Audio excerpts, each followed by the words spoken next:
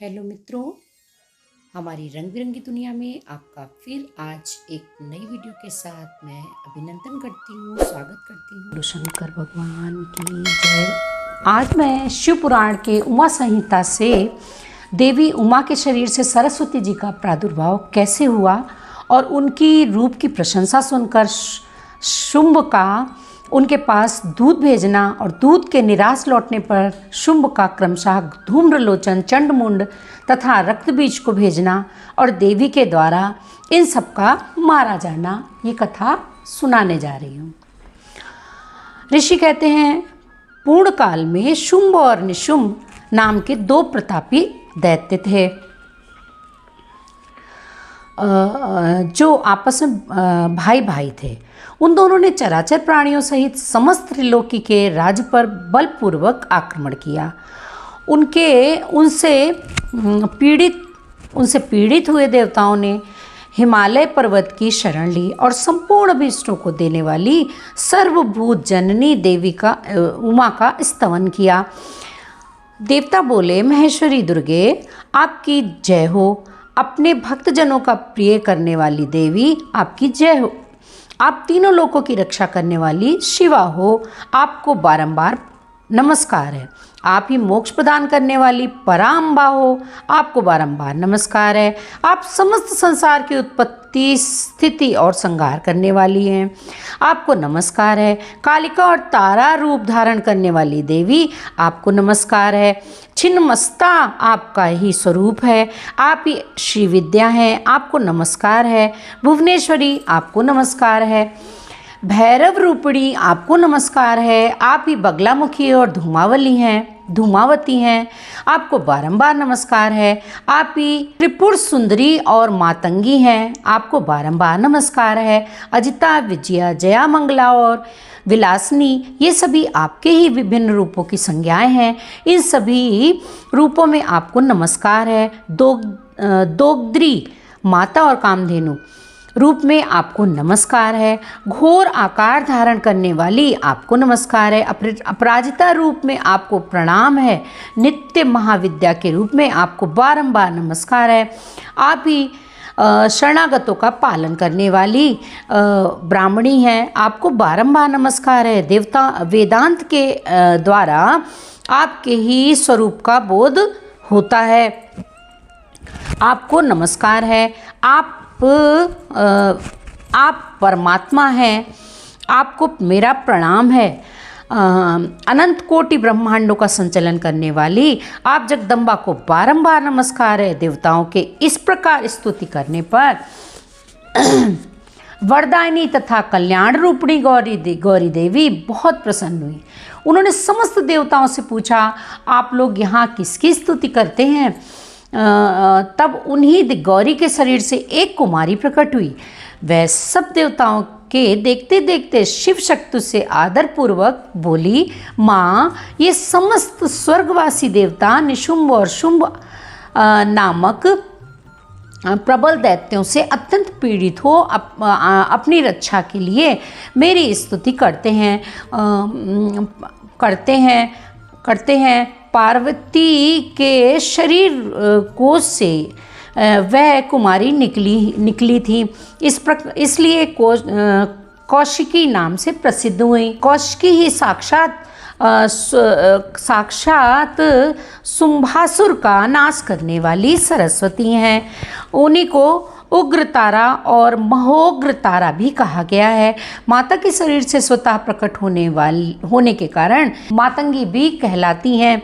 उन्होंने समस्त देवताओं से कहा, तुम लोग निर्भय रहो, मैं स्वतंत्र हूँ, अतः किसी का सहारा लिए बिना ही तुम्हारा कार्य सिद्ध कर दूंगी। ऐसा कहकर वे देवी तत्काल वहाँ अदृश्य हो गईं।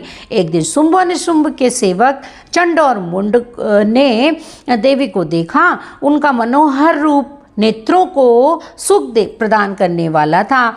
उसे देखते ही वे मोहित हो सुध बुध खोकर पृथ्वी पर गिर पड़े। फिर होश में आने पर वे अपने राजा के पास गए और आरंभ से ही सारा वृतांत बताकर बोले, महाराज, हम दोनों ने एक अपूर्व सुंदरी नारी देखी है जो हिमालय के रमणीय शिखर पर रहती है और सिंह पर सवारी करती है।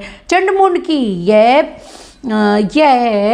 बात सुनकर महान असुर शुंभ ने देवी के पास सुग्रीव नामक अपना दूत भेजा और कहा, दूत, हिमालय पर कोई अपूर्व सुंदरी रहती है, तुम वहाँ जाओ और उससे मेरा संदेश कहकर उसे प्रयत्नपूर्वक यहाँ ले आओ।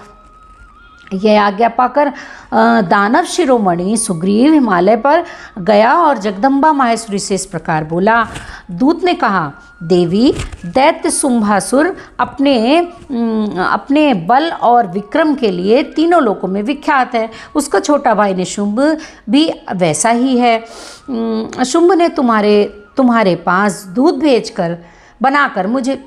बनाकर मुझे भेजा है, इसलिए मैं यहाँ आया हूँ। सुरेश्वरी, उसने जो संदेश दिया है उसे इस समय सुनो। मैंने सम्रांगण में इंद्र आदि देवताओं को जीतकर उनके समस्त रत्नों का अपहरण कर लिया है।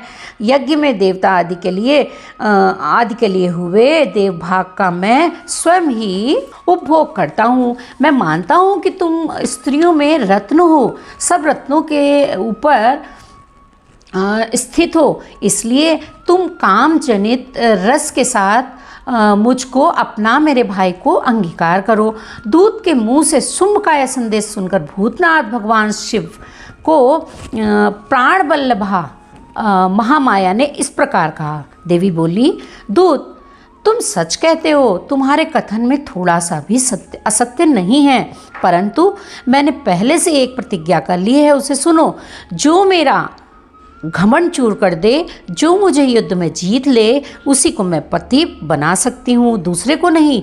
यह मेरी अटल प्रतिज्ञा है। इसलिए तुम शुंभ और निशुंभ को मेरी यह आज्ञा बताकर फिर इस विषय में वह जैसा उचित हो वैसा ही करो।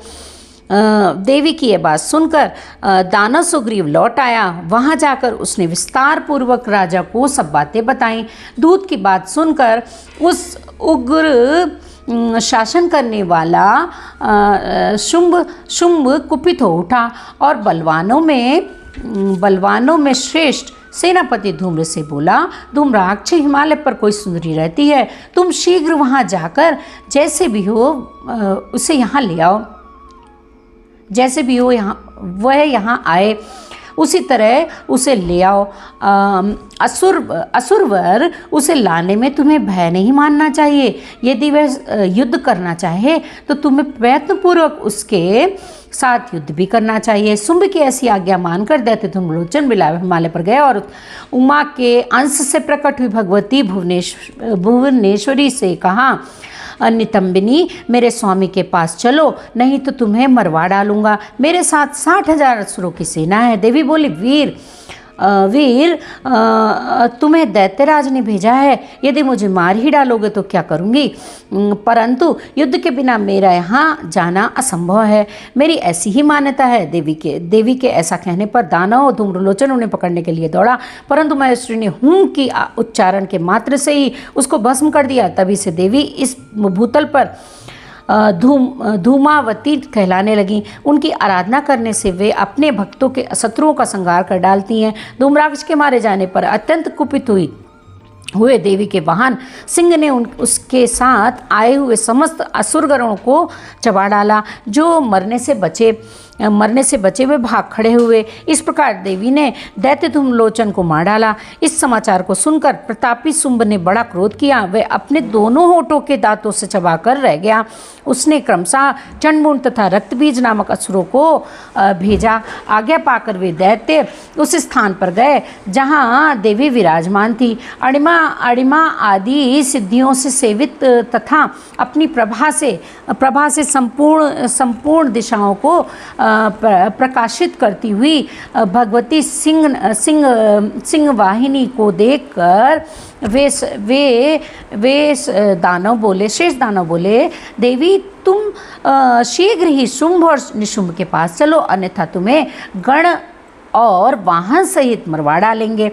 भामे शुंभ को अपना पति बना लो। लोकपाल आदि भी उनकी स्तुति करते हैं। शुंभ को पति बना लेने पर तुम्हें इस महान आनंद की प्राप्ति होगी जो देवताओं के लिए भी दुर्लभ है। उनकी ऐसी बात सुनकर परमेश्वरी अम्बा मुस्कुराकर सरस मधुर वाणी में बोली। देवी ने कहा, अद्वितीय महेश्वर परम ब्रह्म परमात्मा सर्वत्र विराजमान हैं, जो सदाशिव कहलाते हैं। वेद भी उनके तत्व को नहीं जानते, फिर विष्णु आदि की तो बात ही क्या है। सदाशिव की मैं सूक्ष्म प्रकृति हूँ, फिर दूसरे को पति कैसे बना सकती हूँ। सिंहनी कितनी ही कामातुर क्यों ना हो, को कभी अपना पति नहीं बनाएगी। हथनी गधे को और बागनी खरगोश को नहीं वरेगी। दैत्यों, तुम सब लोग झूठ बोलते हो, क्योंकि काल रूपी सर्प के फंदे में फंसे हुए हो। तुम या तो पाताल को लौट जाओ या शक्ति हो तो युद्ध करो। देवी का एक क्रोध पैदा करने वाला वचन सुनकर वे दैत्य बोले, हम लोग अपने मन में तुम्हें अबला समझकर मार नहीं रहे थे, परंतु यदि तुम्हारे मन में युद्ध की ही इच्छा है तो सिंह पर सुस्थिर होकर बैठ जाओ और युद्ध के लिए आगे बढ़ो। इस तरह वाद विवाद करते हुए उनमें कलह बढ़ गया और सम्रांगण में दोनों दलों पर तीखे बाणों की वर्षा होने लगी। इस तरह उनके साथ लीलापूर्वक युद्ध करके परमेश्वरी ने चंडमुंड सहित महान असुर रक्तबीज को मार डाला। वे देव वैरी असुर द्वेष बुद्धि करके आए थे, तो भी अंत में उन्हें उस उत्तम लोक की प्राप्ति हुई जिसमें देवी के भक्त जाते हैं। इस प्रकार उमा संहिता में अध्याय 47 पूरा हुआ। अगला चैप्टर होगा, अगला भाग होगा देवी के द्वारा सेना और सेनापतियों सहित निशुंभ और शुंभ का संहार। बोलो देवी दुर्गा की जय।